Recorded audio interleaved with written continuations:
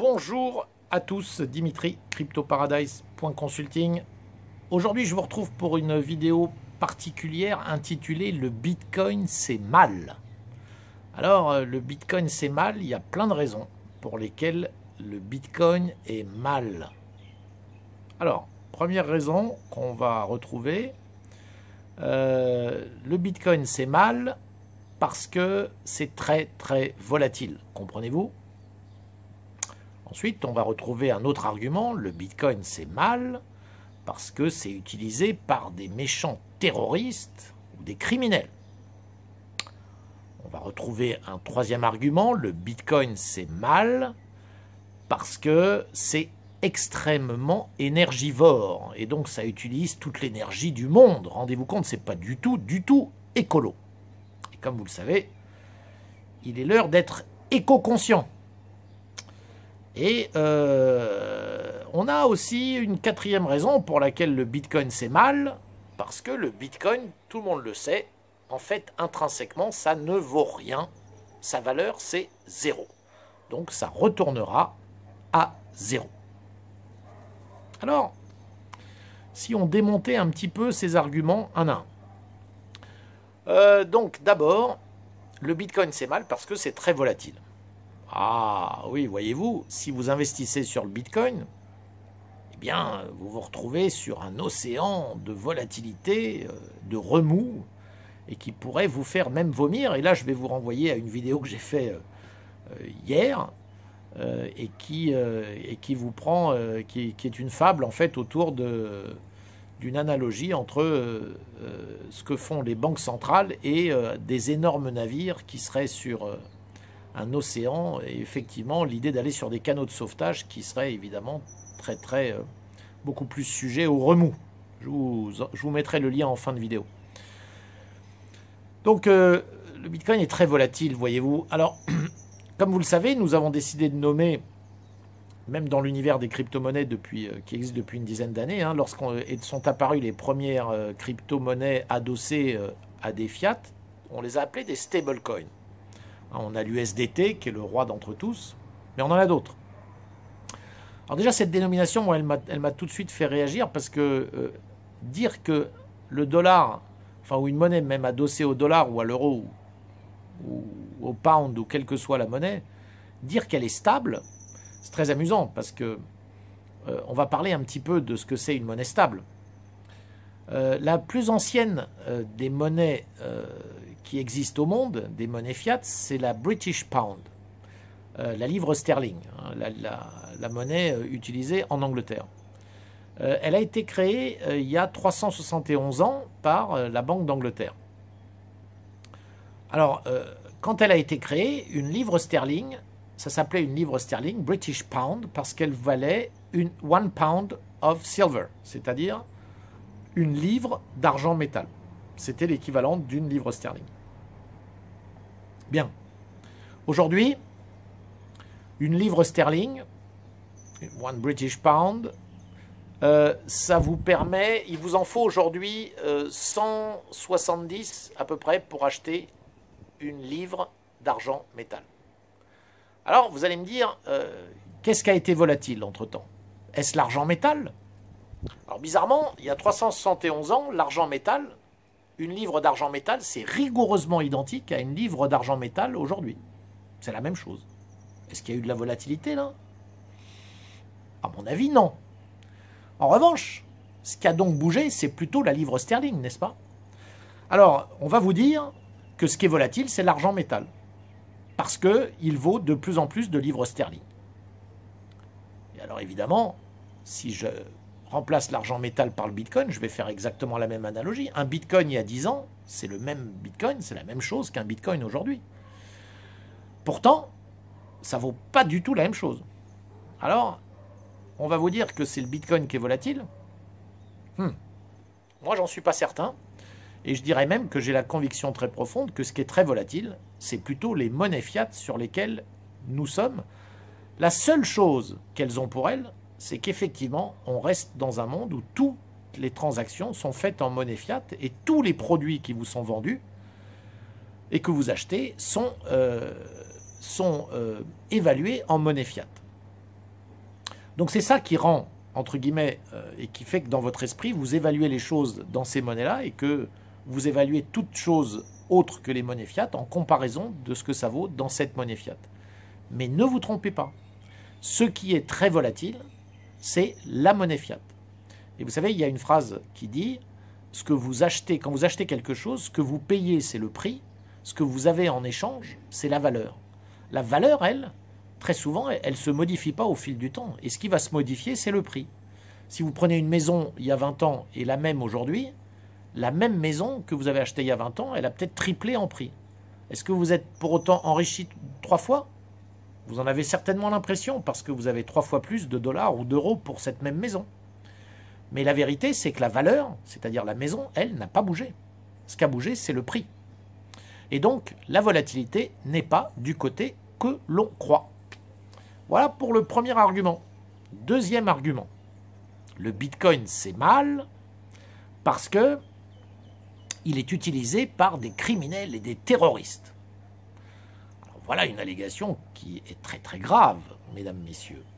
Eh bien, il y a une petite enquête. Alors, vous savez, il y a beaucoup de choses à dire là-dessus, mais on va parler de ce rapport de Chain Analysis, qui est une société qui fait des recherches sur toutes les activités blockchain, et qui déjà, en préambule, ont estimé que les transactions crypto to crypto ou crypto to fiat sont beaucoup moins dangereuses que les transactions en argent liquide, qui constituent la masse probablement des fraudes auxquelles nous assistons dans les transactions financières d'ordre mondial.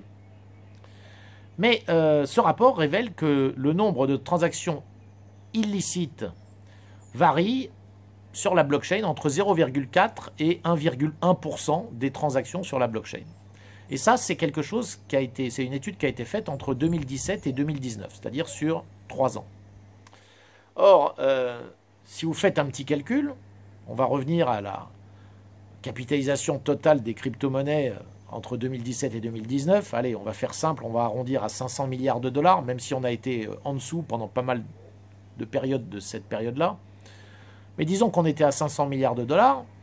On vous dit que le nombre de transactions illicites, c'est à peu près 0,4% à 1,1%. Allez, disons 1% pour prendre la marge supérieure. 1% de 500 milliards, c'est donc 5 milliards de dollars de transactions illicites sur la blockchain. Maintenant, il y a une enquête qui a été faite par le consortium international des journalistes d'investigation, qui s'appelle le CIJI. Et c'est eux qui avaient d'ailleurs, pour info, fait l'enquête sur les Panama Papers. Alors ces mêmes journalistes d'investigation, voyez-vous, ont estimé que les grandes banques mondiales, entre 1999 et 2017, donc là sur une vingtaine d'années, auraient été à l'origine de plus de 2000 milliards de dollars de transactions frauduleuses, c'est-à-dire 2 trillions de dollars. Alors là, encore une fois, on va comparer donc, ces deux chiffres, hein, puisqu'on a là deux choses qui sont comparables. D'un côté, on a la blockchain qui a fait peut-être 5 milliards de dollars de transactions frauduleuses. De l'autre côté, vous avez 2000 milliards, 5 milliards en 3 ans, donc ok, ça fait, disons, 1,7 milliard par an. De l'autre côté, vous avez 2 trillions en 20 ans, il est vrai, c'est-à-dire environ 100 milliards par an. Donc on a 1,7 milliard et 100 milliards. C'est-à-dire en gros, je dirais 60-70 fois plus.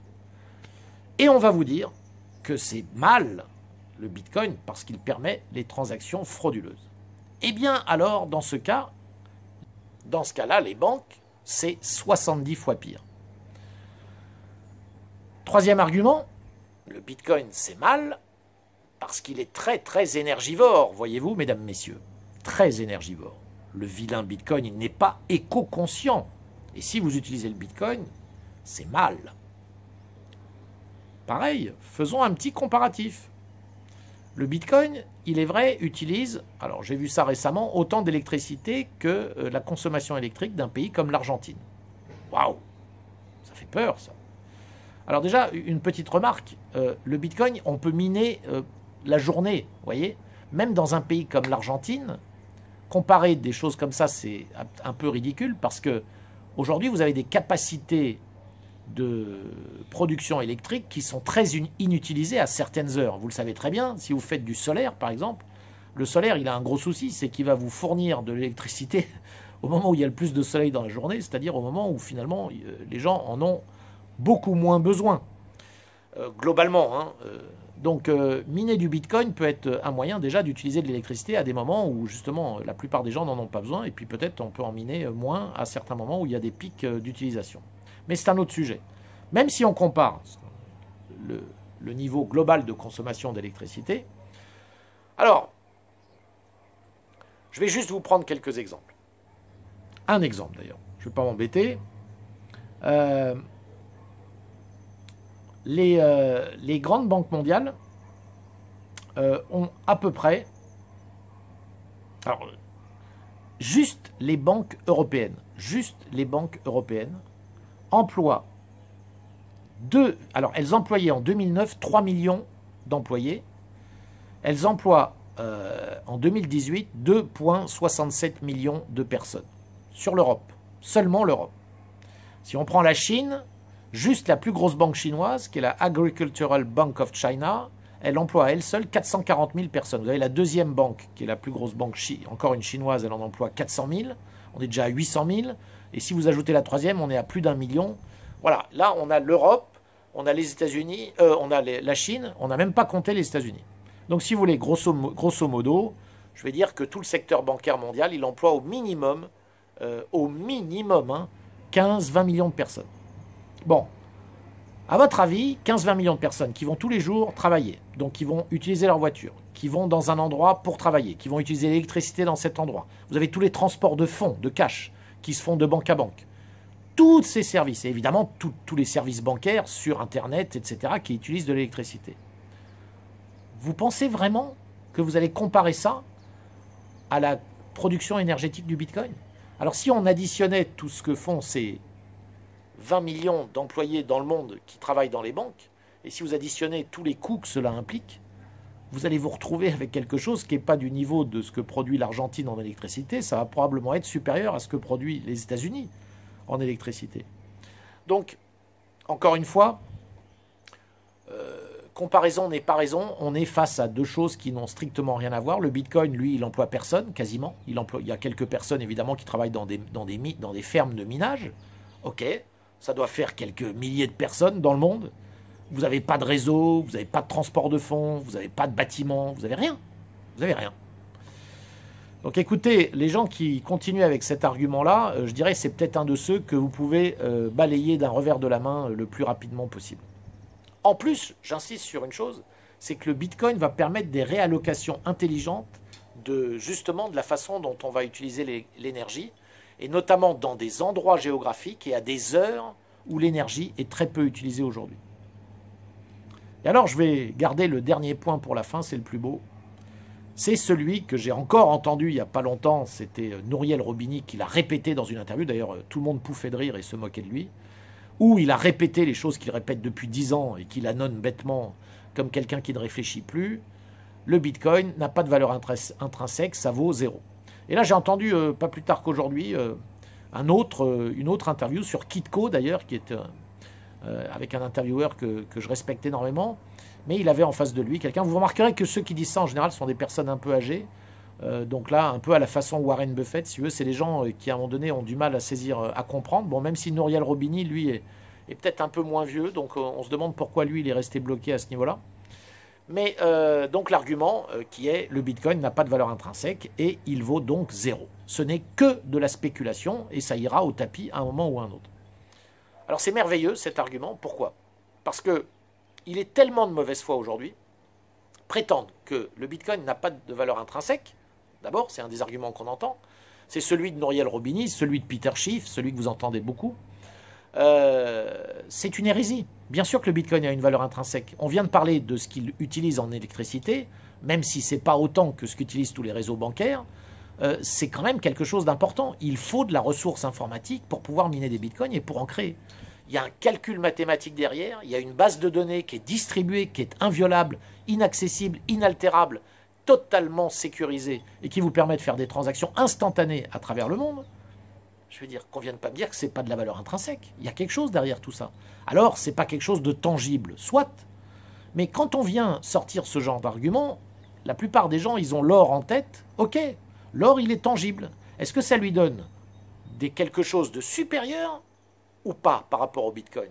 Ben, vous le savez, aujourd'hui, il y a beaucoup de gens, dont je fais partie, mais je ne suis vraiment pas le seul à penser que les attributs du Bitcoin sont justement supérieurs à ceux de l'or parce que on n'a pas cette obligation de l'avoir physiquement quelque part, qui vous rend immédiatement très dépendant de cette chose physique qu'il va vous falloir storer, garder, il va falloir y faire attention, vous ne pouvez pas l'avoir chez vous, c'est dangereux, donc vous le confiez à des tiers dans lesquels vous devez avoir confiance, etc. Le Bitcoin